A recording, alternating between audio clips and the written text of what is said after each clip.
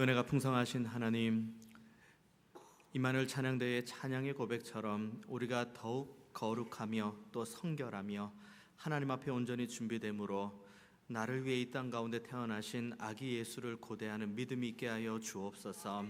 우리가 정말 하나님을 사랑하고 하나님을 의지하며 하나님을 경외하는 자리에만 있기 원하오니 주님, 우리 안에 큰 믿음을 허락하시며 하나님을 향한 산 소망이 날마다 새로워지게 하여 주옵소서. 주은 일기 가운데에도 교회 안과 밖에서 정말 최선을 다해 섬기는 우리 중앙의 가족들, 헌신자들, 봉사자들, 섬김이들이 있습니다. 저들의 수고를 아시는 주님, 하나님께서 크신 은혜로 갚으시며 함께 섬김이 우리에게 큰 기쁨과 감사의 제목 되게 하여 주옵소서. 이 시간 중앙의 모든 가족들 한자리에 모여서 하나님의 말씀을 받기를 원하오니 우리 안에 성령의 충만함을 주셔서 온전히 하나님의 말씀 앞에 아멘으로 화답을 하며 하나님 앞에 이와 같은 믿음으로 살겠다는 은혜의 결단이 있게 하여 주옵소서. 예배의 모든 시종을 주님께만 온전히 의탁드리오니 주님 홀로 영광받아 주옵소서. 감사드리고 살아계신 예수님의 이름으로 기도하옵나이다. 아멘. 제가 대학 다닐 때 속했던 그 선교단체에서는 화요일이면 소그룹 모임을 하고, 그리고 목요일이면 큰 모임, 그러니까 지금 우리로 말하면 예배를 드렸습니다. 목요일 이제 수업 다 마치고 6시에 같이 식사하고 예배를 하는데, 순서는 우리가 드리는 예배랑 큰 차이는 없습니다. 찬양하고 기도하고 그리고 말씀 받고 그리고 들은 말씀 붙들고 기도하고 그리고 이제 주기도문으로 마치는데, 한 가지 차이가 뭐냐면 예배 다 마친 다음에 동그랗게 서가지고 서로의 손을 잡고 왕국과 소명이라는 그 찬양을 부릅니다. 우리의 만남은 주님의 은혜라오라고 시작하면서 쭉 이걸 합니다. 이걸 거의 8년을 부른 거죠. 매번 예배 때마다 부르니까요. 가사는 그냥 평범한 가사로 보일지 모르는데, 이게 손을 붙잡고 동그랗게 서 있으니 내 앞에 있는 사람, 그 주변에 있는 분들 다 이렇게 얼굴을 보는데 참 그 시간이 영광스러운 시간이고 감사의 시간입니다. 왜냐하면 이 길 걸어가는 게 나 혼자 걷는 게 아니라 함께 지금 손 붙잡고 있는 우리 믿음의 형제 자매들과 함께 걸으니까 참 좋다, 그렇게 생각하면서 그 찬양을 부르면 때로는 이제 막 감정이 복받쳐 오르기도 하고 때로는 이렇게 손에 힘도 들어갑니다. 그렇게 왕국과 소명을 다 부르고 마지막에 이렇게 구호를 3번 외치고 마치는데, 구호도 이건 지금도 하더라고요. 제가 8년 동안 했던 구호나 지금 24년에 하는 구호나 똑같은 구호. 예수 우리 왕 그를 위하여. 이걸 3번 세게 외치고 이제 예배를 마무리를 합니다. 예수 우리 왕 그를 위하여, 이것은 우리가 하나님의 통치를 인정한다는 믿음의 고백입니다. 예수님만이 나의 왕이시다. 나의 어떠함과 상관없이, 내 주변의 정황과 상관없이 나는 하나님을 찬양하고 하나님으로 즐거워하겠다. 언제 어디에서나 하나님의 통치를 받는 하나님의 자녀, 하나님의 백성이 되겠다는 믿음의 고백이 바로 예수 우리 왕 그를 위하여입니다. 우리가 이와 같은 믿음으로 그때 당시뿐만 아니라 지금도 이 믿음 가지고 살아가는 수많은 권속들이 있습니다. 당장 가까이에는 지금 이 자리에서 함께 예배하는 저와 여러분이 다 마찬가지일 겁니다. 우리는 예수님을 왕으로 모시는 존재입니다. 그리고 하나님 나라, 이미 이 땅 가운데 임한 하나님의 나라를 살아가며 하나님 통치하여 주세요, 하나님 저를 붙들어 주세요, 하나님 저를 가장 선한 길로 인도해 주세요 라고 기도하는 믿음의 권속이 저와 여러분인 줄 믿습니다. 우리가 하나님 나라를 살아가는 가운데 물론 기쁨의 제목도 충만하게 있습니다. 감사의 제목도 많이 있죠. 하지만 그와 반대로 눈물 흘릴 수밖에 없는 일도 있고 애통하는 일도 있고 그리고 가슴을 치며 하나님 앞에 나아갈 일도 있습니다. 한 가지 확실한 것은 하나님의 통치를 받는 우리의 삶에 수만 가지 감정들이 찾아오고 그리고 수많은 환경들이 펼쳐질 수 있지만, 우리가 하나님의 통치를 인정하고 예수님을 우리의 유일한 왕으로 삼고 하나님과 동행한다면 우리가 생각하고 우리가 기대하는 것, 우리가 소망하는 것 그 이상, 우리가 바라는 것 그 이상의 은혜를 경험하게 될 줄 믿습니다.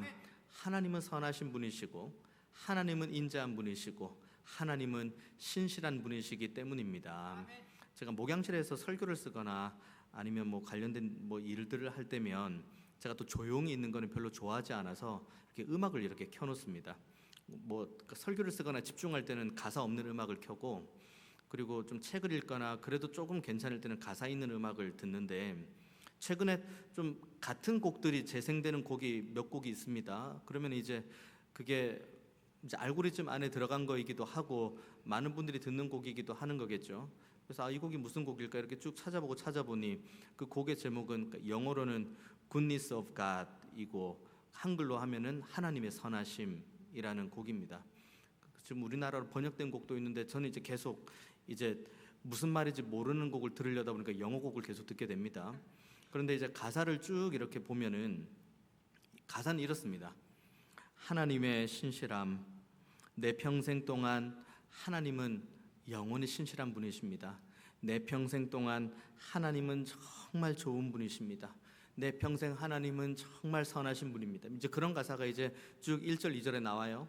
그리고 이제 후렴은 어떤 가사로 계속 반복이 되냐면, 내 모든 호흡이 있는 동안, 내가 이 땅 가운데 살아가면서 내 코끝에 호흡이 나오는 모든 순간마다 나는 하나님의 선하심을 찬양하겠습니다. 내 코끝에 호흡이 있는 동안, 나에게 호흡이 남아있는 동안 나는 하나님의 신실하심과 하나님의 선하심을 노래하겠습니다. 우리의 코끝에 호흡이 있는 순간이 늘 기쁜 날일까요? 늘 감사한 날일까요? 그렇진 않습니다. 여러 정황들이 있습니다. 하지만 우리는 그럼에도 불구하고 하나님의 선하심을 노래해야 되는 존재인 줄 믿습니다.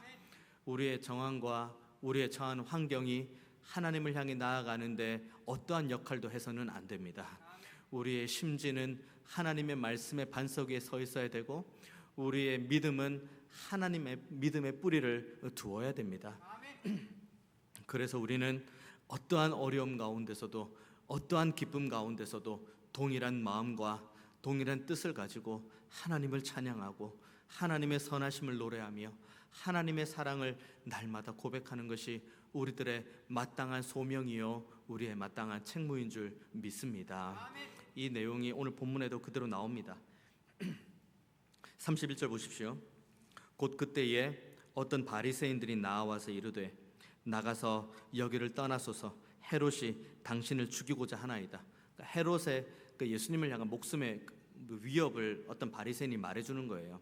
뭐 혹자는 어떤 바리새인이 정말 말 그대로 예수님과 친하니까, 예수님 죽는 거 원하지 않으니까 헤롯이 당신을 죽이려고 하니 얼른 떠나세요라고 말하는 사람도 있고, 또 어떤 사람은 예수님께서 이곳에서 하나님 말씀을 전하고 표적을 전하는 게 너무 싫은데 이걸 또 내색은 할 수 없으니 헤롯을 핑계 삼아 이곳을 떠나게끔 말하는 그런 내밀한 동기를 가지고 있다고 말하는 사람도 있습니다. 뭐가 됐든 어떤 동기가 됐든 중요한 건 예수님의 귀에 뭐가 들렸냐면 헤롯이 당신을 죽이려고 합니다가 이제 귀에 들어옵니다. 무섭죠. 나를 죽이려고 하는데 두렵죠. 그런데 예수님께서 32절의 말씀 뭐라고 말씀하십니까? 이르시되 너희는 가서 저 여우에게 이르되, 여기서 말한 여우는 31절에 나오는 헤롯이겠죠. 저 여우에게 이르되 오늘과 내일은 내가 귀신을 쫓아내며 병을 고치다가 제3일에는 완전하여지리라 하라. 그러니까 예수님의 그러니까 인간적인 정황에서 예수님을 한번 봅니다. 예수님께서 지금 이 말씀을 전하고 그리고 이 대화를 나누고 많은 사람들에게 말씀을 전하고 표적을 전하고 기적을 베푸는 모든 일련의 과정 가운데 올라가시는 그 최종 종착점은 죽음이에요. 그러니까 인간적인 관점에서 예수님은 죽음을 향해 가는 겁니다. 그리고 지금 처해 있는 예수님의 상황도 귀에 들려오는 건 죽음이에요. 여기 있어도 죽는 거고 가시는 길도 죽음을 향해 가는 길입니다. 그냥 정황상 따지고 보면 예수님의 주변은 온통 죽음밖에 없어요. 죽음을 향해 가시는 거고 귀에 들리는 것도 죽음이에요. 그런데 예수님께서는 그런 내 목숨의 위협, 죽음 이런 것들은 크게 개의치가 않습니다. 왜 그렇습니까? 32절 다시 보면은 너희가 가서 저 여우에게 이르되 오늘과 내일은 내가 귀신을 쫓아내며 병을 고친다. 그러니까 예수님께서는 가시는 길도 죽음을 향해 가시는 길이고, 그리고 지금 내 귀에 들리는 것도 죽음에 대한 내용인데, 지금 예수님께서는 주변의 상황과 정황이 예수님의 하시는 사역에는 어떠한 영향도 미치지 않는다는 걸 오늘 본문은 말해주고 있습니다. 내가 지금 해야 될 것은 두 개, 귀신을 쫓아내는 것, 그리고 병을 고치는 것. 수많은 사람들이 얼마나 귀신 들림으로 인해 고통받았습니까? 예수님께서 공생애를 지내는 가운데 귀신 들림으로 인해서 누구는 며칠, 누구는 몇 년, 누구는 수년 동안 얼마나 많은 고통을 받고 있습니까? 하나님의 나라에 산다고 하지만은 그들은 늘 그 사망의 음침함 가운데, 그리고 많은 사람들의 그 손가락질 가운데에 그냥 숨어 지내며 살 수밖에 없는, 그들은 하나님의 나라를 산다고 하지만 하나님의 나라를 전혀 경험하지 못하는 그들. 내가 완전하여지기까지, 그 전까지 내가 해야 될 것은 이 귀신 들린 자의 귀신을 쫓아내는 것. 또 한 가지, 병을 고치는 거죠. 예수님께서 얼마나 많은 사람들의 병을 고치셨습니까? 말씀으로 고치시고, 안수하며 고치시고, 그 외에 수많은 방법으로 고치시며 표적들을 주십니다. 결국 예수님께서는 죽음의 위협, 그리고 죽음을 향해 가는 길, 그 모든 가는 길 가운데서도 주님께서는 이 한 영혼을 바라보며 안타까워하시고, 귀신 들려 있는 그 한 영혼, 병으로 인해서 고통받는 그 한 영혼이 정말 너무 불쌍하고 너무 긍휼히 여김으로 그 영혼에게 하나님 나라가 어떻다는 것을, 하나님 나라에서 너가 어떠한 은혜와 치료와 용서와 자비를 경험할 수 있다는 것을 주님께서는 끊임없이 말씀해 주기를 원하십니다. 이것이 주님께서 걸어가시는 사명자의 길이죠. 결국 주님은 주변의 어떤 소리도 크게 중요하지 않아요. 주님께서 가지고 있는 것 딱 하나, 아버지 하나님께서 지금 나에게 주시는 말씀이 무엇인가. 그러니까 예수님께서는 십자가에 돌아가시기 전에 땀방울이 핏방울이 되도록 기도하시면서도 그 가운데 우리 주님의 고백은, 아버지, 나의 뜻, 나의 원이 아닌 아버지의 뜻, 아버지의 원대로 이루어지기를 원합니다. 예수님은 주변에 아버지 하나님의 뜻을 발견하고, 아버지 하나님의 뜻을 성취하고, 아버지 하나님의 뜻을 청종하고 순종하는 가운데에 주변에 헤롯이 당신을 죽이려고 합니다, 누가 뭐라고 합니다, 누가 비난합니다, 이런 것들은 아무런 문제가 되지 않습니다. 우리가 하나님의 나라를 경험하는 것은 바로 이와 같은 믿음으로 살아갈 때 이와 같은 은혜를 경험할 수가 있습니다. 하나님 백성으로 살아가는데 어디 형통한 길만 있습니까? 하나님 백성으로 살아가는데 어디 쉬운 길만 있습니까? 하나님 백성으로 살아가는데 어디 좋은 길만 있습니까? 때로는 가시밭길도 있고, 때로는 울 수밖에 없는 길도 있고, 때로는 정말 가슴을 치며 갈 수밖에 없는 길이지만, 그런 정황들이 우리가 하나님 백성답게 살아가는데 영향을 미쳐서는 안 됩니다. 주께서 우리를 구원하시기 위해 선택하신 것이 무엇입니까? 아버지 하나님의 뜻이 무엇입니까? 십자가에 달리시고, 거기에서 그 살을 찢으시고, 그리고 거기에서 자신의 모든 피를 다 쏟으셨습니다. 거기에서 말 그대로 생명을 우리에게 주신 거예요. 주님께서 죽으심으로 우리 모두에게 영원한 생명을 허락해 주신 거죠. 그러니 우리는 그 주님의 피값, 보혈의 공로로 하나님의 백성이 된 겁니다. 그런데 어떻게 우리가 기분이 좋을 때는 하나님을 찬양하고, 기분이 나쁠 때는 하나님을 떠나 있고, 주변의 상황이 괜찮으면 하나님을 예배하고, 주변의 정황이 어려우면 하나님을 떠나고, 어떻게 우리의 기분과 감정과 우리의 상황과 정황에 따라서 하나님의 백성다움을 쉽게 저버릴 수가 있습니까? 바라기는 오늘 주님께서 보여주신 믿음의 본대로 하나님의 백성다움을 어떠한 환경과 상황 가운데서도 절대로 놓지 않는 저와 여러분 되기를 원합니다. 하나님은 신실한 분이십니다. 하나님은 선하신 분이십니다. 우리의 어떠함을 그 누구보다 잘 알고 계시는 분이 하나님이십니다. 우리의 눈물도, 우리의 애통도, 우리의 기쁨도, 우리의 감사의 제목도 다 알고 계시는 분은 하나님이십니다. 그러기에 우리는 하나님만 의지하고, 말 그대로 예수 우리 왕, 그를 위하여 라는 그런 구호의 외침처럼 하나님의 나라 안에서 하나님의 통치만 받기를 원합니다. 주변의 어떤 상황과 정황에 상관없이 지금 나를 하나님의 말씀으로 통치하시는 그 하나님의 은혜 아래에만 있기를 원합니다 라는 믿음의 고백이 우리 모두에게 다 있기를 원합니다. 보십시오. 주님께서, 하나님께서 얼마나 이들을 사랑하시는지가 34절에 나옵니다. 예루살렘아 예루살렘아 선지자들을 죽이고 내게 파송된 자들을 돌로 치는 자여, 암탉이 제 새끼를 날개 아래에 모음같이 내가 너희의 자녀를 모으려 한 일이 몇 번이냐. 그러나 너희가 원하지 아니하였도다. 주님께서 이 비유의 말씀을 주시는 거예요. 당장 귀에 죽음에 대한 위협을 듣습니다. 그리고 주님이 가시는 길이 죽음의 길이라는 걸 주님 너무 알고 계십니다. 그 가운데 주님께서 여기 있는 이들에게 하나님의 말씀으로 뭘 비유를 주시냐면, 얘들아, 암탉이 자기의 새끼를 자기의 날개에 이렇게 모으려고 하는 것처럼 내가 너희들을 모으려고 할 때가 얼마나 많이 있었느냐. 한번 여러분에게 한번 질문 한번 하고 싶습니다. 암탉이 새끼를 사랑하는 게 크겠습니까? 하나님이 자신의 자녀들인 하나님 백성을 살아가는 게 크겠습니까? 암탉이 자기의 그 날개 아래 자신의 새끼를 이렇게 모으기 위해 노력함이 크겠습니까? 하나님께서 잃어버린 영혼, 하나님의 백성을 다시 한번 부르고 그 전능자의 날개 그늘 아래로 불러 모으기 위해서 수고하고 애씀이 크겠습니까? 어떻게 하나님의 사랑과 암탉의 사랑을 비교할 수가 있으며 하나님의 그 신실하심과 그 암탉의 노력을 비교할 수 있습니까? 하나님의 사랑, 하나님의 신실하심은 이만큼 큽니다. 그래서 그 모든 이 증거가 구약에 나와 있잖아요. 사사도 보냈죠, 선지자도 보냈죠, 예언자도 보냈죠, 그리고 수많은 좋은 왕들도 나름 보냈죠.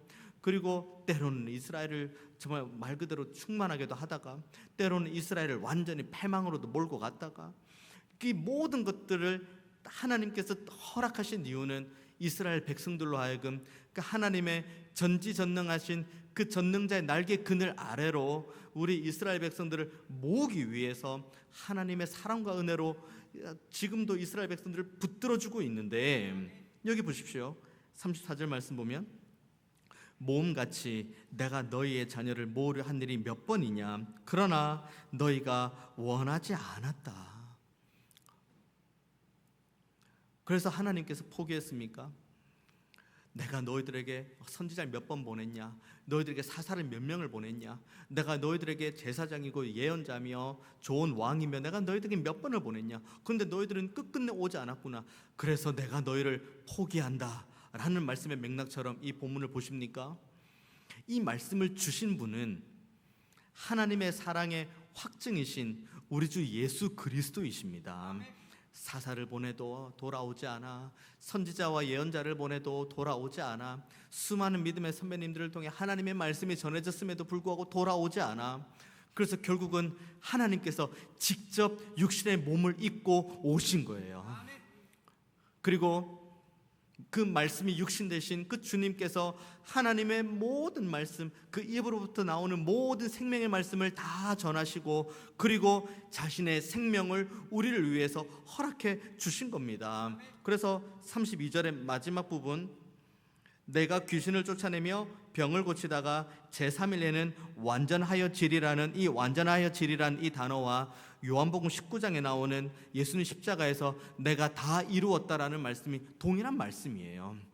결국 예수님께서는 다 이루었다, 완전해진다 라고 하는 것은 우리들에게 생명을 주기 위해 십자가에 못 박혀 죽으신 그 순간이 가장 완전해진 것이고, 그리고 그 순간에 주님께서는 다 이루었다고 말씀을 하시는데, 그 십자가에 가시기 전까지 예수님께서는 병을 고치시고 귀신을 쫓아내시며 한 영혼을 향한 긍휼함과 안타까움과 애탐으로 그 영혼을 붙들어 주기를 원하시는 거예요. 여러분, 이 사랑, 이 은혜를 노래하는 우리 모두가 되기를 원합니다. 저는 그 사랑을 모르겠습니다. 저는 그 은혜가 뭔지도 잘 모르겠습니다. 제가 무딘 건지 뭔지 잘 모르겠습니다. 우리가 모른다고 하나님의 사랑이 우리를 향하지 않는 것 아닙니다. 우리가 아둔하다고 하나님의 사랑이 우리에게 덜 임한 것은 아닙니다. 그렇기 때문에 우리가 기도해야 될 건 정말 하나밖에 없습니다. 주님, 제가 하나님의 사랑을 더 많이 알게 하여 주옵소서. 하나님의 선하심을 제가 더 많이 알게 하여 주옵소서. 지금도 살아계시고 내 삶을 붙들어 가시며 가장 신실한 길로 인도에 가기 원하시는 그 하나님의 전지전능하심을 제가 맛보아 알게 하여 주옵소서. 눈을 여시고 귀를 여시고 마음을 여셔서 더 이상 아둔함 가운데 저를 내버려 두지 마시고 정말 하나님의 살아계심을 제가 온전히 경험하게 하여 주옵소서. 이 믿음을 가지고 나아가는 우리 모두가 되기를 원합니다. 그래서 35절에 이렇게 주님께서 말씀을 이어가시는 거예요. 보라, 너희 집이 황폐하여 버림바 되리라. 내가 너희에게 이르노니 너희가 주의 이름으로 오시는 이를 찬송하리로다 할 때까지는 나를 보지 못하리라 하시니라. 여기서 중요한 대목 1, 2, 3번 한번 봅니다. 첫 번째, 너희 집이 황폐하여 버림바 되리라. 1번, 2번, 너희가 주의 이름으로 오시는 이를 찬송하리로다 할 때까지는 2번, 3번, 나를 보지 못하리라. 3번, 황폐하답니다. 왜 황폐합니까? 1번, 황폐합니다. 왜 황폐합니까? 너희들이 나를 보지 못하기 때문에 황폐한 거예요. 왜 이들이 보지 못합니까? 2번, 너희가 주의 이름으로 오시는 일을 찬송하지 않기 때문에 주님을 못 보는 거예요. 주님을 내가 우리를 위해서 지금 이 땅에 나를 위해서 이 땅에 오신 주님을 온전히 찬양을 하면 우리는 주님의 영광을 온전히 봅니다. 주님의 영광을 온전히 보면 우리의 성전, 우리의 전은 황폐한 것이 아니라 말 그대로 은혜가 충만하고 생명이 충만하고 성령이 충만한 아름다운 믿음의 전이 되는 거겠죠. 그러면 우린 여기서 궁금합니다. 하나님을 찬양하는 게 뭘까? 하나님을 온전하게 찬양하는 것이 뭘까? 여기 우리가 방금 말한 1, 2, 3번 중에 2번, 하나님을 찬양하는 게 뭘까? 우리 입술로 찬양하는 것, 물론 우리 입술로 찬양하는 건 너무 좋습니다. 하지만 입술로 찬양하는 것이 진정한 찬양이 아니라는 것은 예수님께서 십자가에 못 박혀 죽으시기 위해 예루살렘으로 들어갈 때 얼마나 수많은 무리들이 종려나무 가지를 들고 흔들면서 호산나 다윗의 자손이여라고 찬상하고 찬양하며 영광 올려드렸습니까? 그들이 정말 진정한 찬양이었습니까? 그들이 정말 진정한 찬송의 제목이 주님이셨습니까? 얼마 지나지 않아서 그렇게 종려나무 가지를 흔들고 호산나 다윗의 자손이여라고 외치던 그들은 얼마 지나지 않아 주님을 향해 십자가에 못 박아야 될 존재라고 말합니다. 그러면은 이게 입술로 찬양하고 종려나무 가지를 흔들고 찬송하는 것이 이게 진정한 찬송이 아니라는 것을 우리는 미루어 짐작할 수 있습니다.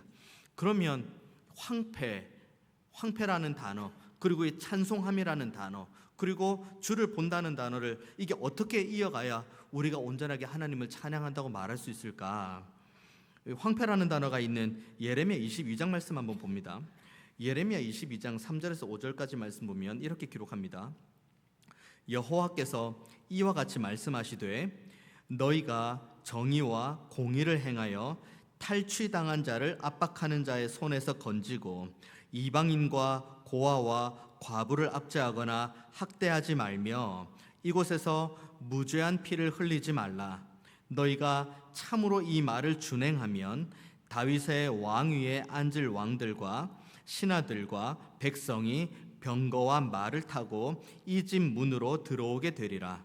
그러나 너희가 이 말을 듣지 아니하면 내가 나를 두고 맹세하노니 이 집이 황폐하리라. 여호와의 말씀이니라. 결국 황폐가 뭐라 연결됩니까? 여호와께서 주신 모든 말씀이 있어요. 여호와께서 주신 모든 말씀이 있는데 그 말씀을 온전하게 청종하지 않으면 그럼 너희들은 황폐하게 될 거라는 거예요. 그러면 우리가 하나님을 온전히 찬송함으로 여호와의 영광을 본다는 것은 다른 것에 있지 않습니다. 하나님께서 주신 모든 말씀을 온전히 듣고 순종하는, 말 그대로 청종하는 자리로 가게 되면 우리는 이것이 하나님을 진정으로 찬양하는 것이고 우리의 삶에 찬송의 열매가 있는 것이고 우리의 성전이 황폐해지지 않는 겁니다. 그러면 한번 뒤집어 생각해 볼까요? 만약에 우리가 하나님의 말씀을 받았습니다. 하나님의 신실하신 언약의 말씀을 받았어요. 그 말씀을 받고 나서도 여전히 우리의 삶에 변화의 열매가 없고, 그리고 우리의 삶이 말씀을 청종하지 않으면 결국 여기 있는 대로 우리가 찬송을 하지만 이건 찬송이 아니에요. 찬송의 열매가 없고 삶의 변화의 열매가 없기 때문이죠. 그러면 우리가 말씀에 청종함이 없이 그냥 찬송만 하면, 그럼 결국은 우리의 삶은 찬송을 하는 자리에 있다 할지라도 우리의 삶은 황폐해질 수밖에 없습니다. 이것은 예레미야가 이스라엘에게 주신 말씀인가 동시에 그 이어서 예레미야 22장 8절에서 9절 보면 이렇게도 나옵니다. 이제 이것은 주변 민족들, 그래 이스라엘 말고 이스라엘의 주변에 있는 민족들이 그들끼리 하는 말이에요. 22장 8절에서 9절. 여러 민족들이 이 성읍으로 지나가며, 그러니까 완전히 망해버린, 황폐해버린 이스라엘을 바라보는 거죠. 여러 민족들이 이 성읍으로 지나가며 서로 말하기를, 여호와가 이 큰 성읍에 이같이 행함은 어찌 됩니까? 그러니까 황폐했다는 거죠. 황폐해진다는 거죠. 하나님께서 왜 이 큰 성읍에 이런 일을 행하셨을까 하겠고, 그들이 그렇게 말하고 또 대답을 이렇게 이야기합니다. 이는 그들이 자기 하나님 여호와의 언약을 버리고 다른 신들에게 절하고 그를 섬긴 까닭이라 하셨다 할지니라. 이스라엘 백성들이 자신들의 고백, 그리고 예레미야가 주는 고백, 그러니까 선포와도 마찬가지고 완전히 망해버린 이스라엘을 바라보며 주변에 있는 민족들도 똑같은 이야기를 하는 거예요. 아니 저 성은 왜 저렇게 망했지? 하나님께서 붙들어 주신다는 저 큰 성읍이 왜 저렇게 망해버렸지? 저들이 여호와께서 주신 언약의 말씀을 듣지 않았대. 하나님의 말씀을 순종하지 않았대. 그래서 저렇게 황폐하게 됐대. 주변 사람들도 하는 말이 그 말이래요. 그러니까 우리는 34절과 35절을 이어서 본다면은 주님께서 우리를 그 전능자의 날개 그늘 아래로 지금도 모으십니다. 그 그늘 아래, 그 암탉이 새끼를 모으는 그 사랑과 수고하고는 비교할 수 없을 정도의 그 사랑과 수고로 하나님 백성인 우리들을 그 전능자의 그늘 아래로 모읍니다. 그러면 우리는 그 날개 그늘 아래에서 무엇을 해야 됩니까? 여호와의 성호를 찬양해야 돼요. 찬양하는 것이 우리가 반주하고 찬양하는 그런 찬양이 아니라 여호와께서 주시는 모든 말씀을 우리의 삶 속에서 충만하게 녹여내면서 우리의 삶이 곡조 있는 찬양이 되어 영광 올려드리는 우리의 믿음 있는 삶, 열매 있는 삶, 변화된 삶, 회개의 열매 있는 삶, 이 삶이 하나님을 온전하게 찬양하는 겁니다. 날개 그늘 아래서 그렇게 찬양을 하면, 그렇게 찬양하는 가운데 우리가 뭘 할 수 있다고 합니까? 하나님의 영광을 볼 수 있다고 이야기합니다. 하나님의 영광을 보면 그 다음 뭐라고 이야기합니까? 우리의 전이 황폐해지는 것이 아니라 우리의 전이 충만해질 거라고 오늘 본문은 우리에게 말씀해 주고 있는 거예요. 이것을 우리가 맛보아 알 수 있도록 주님께서는 당장 지금 헤롯의 죽음이 내 귀에 들려오고 내가 가야 될 저 죽음을 향해 가지만 그 완전하에 지기까지 우리에게 기회를 주시고, 그 기회 가운데 오히려 주님께서 병도 고치시고 귀신도 쫓아내시며, 얘들아 하나님의 나라가 이런 거란다, 하나님의 통치를 받는 삶이 이런 거란다, 예수 왕이여, 예수 우리 왕, 그를 위하여 이런 삶이 얘들아 이런 거란다, 이것을 주님께서 끊임없이 이스라엘 백성들에게, 그리고 지금 이 자리에서 예배하는 우리 모두에게 말씀해 주고 계십니다. 지금도 우리를 부르세요. 전능자의 날개 그늘 아래로 주님께서는 지금도 우리를 부르십니다. 이 복된 자리로 돌아오십시오.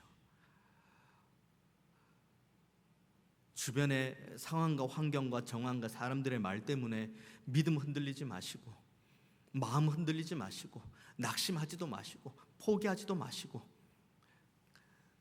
다 이루시기까지 정말 우리에게 큰 은혜와 사랑과 그 선하심과 신실하심을 보여주기 원하시며, 그로 인해서 전능자의 날개 그늘 아래로 우리를 불러 모으시는 주님의 은혜를 맛보아 아는 자리로 돌아오십시오. 그리고 이 자리에서 마음과 뜻과 정성을 다하여 하나님의 말씀을 받고 청종하는 가운데 삶의 찬양으로 나아가는 우리 모두가 다 되기를 원합니다. 황폐한 자리에 계시지 마십시오. 황무한 자리에 계시지 마십시오. 하나님의 은혜로 인해 꽃이 피고 열매가 맺히며 우람하게 성장하는 하나님의 나라를 맛보아하는 자리로 부디 돌아오십시오. 오늘도 예루살렘아 예루살렘아 라고 주님께서 우리를 부르십니다. 우리 한 명의 이름을 한 명 한 명 부르십니다. 이름을 주님 왜 부르십니까? 돌아오라고, 부디 돌아오라고, 은혜 받는 자리로, 하나님의 선하심을 찬양하는 자리로, 하나님의 사랑을 맛보아하는 자리로 부디 돌아오라고 예루살렘아 예루살렘아 오늘도 이렇게 우리에게 말씀하십니다. 이 음성이 여러분 귀에 들리십니까? 이 주님의 안타까움이 여러분의 마음에 닿습니까? 돌아오는 우리 모두가 되기를 원합니다. 가장 은혜 받는 자리, 가장 복된 자리, 가장 충만한 자리가 바로 이 자리임을 여러분 한시도 잊지 마시고 더욱 하나님의 백성다움으로 하나님을 찬양하고 하나님의 영광을 날마다 바라보며 은혜를 맛보는 우리 모두가 다 되시기를 주님의 이름으로 축원드리겠습니다. 기도하겠습니다. 은혜가 풍성하신 하나님, 지금도 우리를 부르시는 하나님의 은혜를 우리가 날마다 상기하게 하여 주옵소서. 우리의 기분과 우리의 정황에 따라 우리의 믿음 흔들리지 않게 하시고 어떠한 상황과 환경 가운데서도 하나님을 앙망하고 하나님을 더 많이 사랑하고 선하신 하나님, 인자와 자비와 그 사랑과 은혜가 무궁하신 하나님을 찬양하는 우리 모두가 다 되게 하여 주옵소서. 그래서 황폐한 자리에 머무르지 않게 하시고 전능자의 날개그늘 아래에서 하나님의 사랑과 은혜를 맛보아 아는 자리로 돌아오게 하여 주옵소서. 감사드리고 살아계신 예수님의 이름으로 기도하옵나이다. 아멘.